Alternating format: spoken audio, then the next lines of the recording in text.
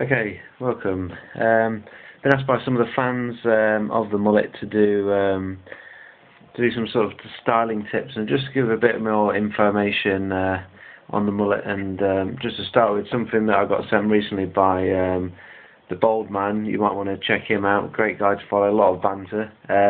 He's got your back. He's got mine, and it's the Mullet Uncut DVD, and it says at the top there. Hairstyle of the gods or crime of the century, and I think we all know the answer to that question.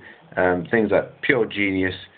The mullet is finally realised. They've got all types and sorts of mullets on there, yeah, it's a really good, informative piece of information that can help you realise what sort of potential you might have, or what sort of style you want to go for, and sort of outlines what different things you want to do. Obviously, the mullet, the most important thing, and everyone knows about it, it's obviously the back. It's nicknamed, or the name or slogan that goes with it is business at the front, party at the back. It's the party that everyone's interested in, isn't it? So my personal tip is, just one thing to make sure, it's like a golf swing. Everyone's is different. There's no right or wrong answer, but there's a few key points that you do need to stick to if you want to become part of the brotherhood. Now, going for length obviously at the back is the most important thing, and to help accentuate that is taking it as close as you dare on the sides. I had a recent remodel of mine just yesterday, just to clip those sides nice, and that just keeps accentuating it. And if you're in a growing phase, you're in phase 1 and you're still growing, I recommend getting, don't start to shape it in too early. Make sure you get that length at the back before you then cut it in, otherwise it's questionable what's he doing. There's just like a tiny little flick at the back. You want to have that wow factor when you finally cut it in. And also, you don't have to go to a hairdresser to do that. Don't be afraid to do it yourself. The only difficult bit is cutting the back. Rule 1, never cut the back.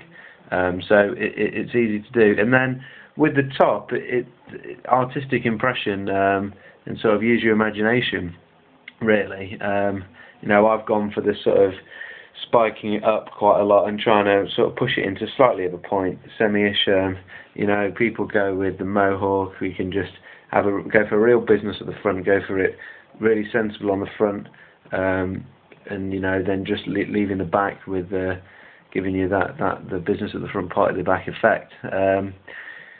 Now, depending on how much length you've got at the back, we're past shoulder length now, which is nice, and it takes less noticeability or effect of the sides once you've got that length. And so when you see guys with things down, way down back here, they can have quite a lot going on up top because their ratio, the BT ratio we call it, the back to top ratio is really high. And when you're starting off, say you're in phase 1, then you may want to keep the side short so that you're increasing your BT ratio.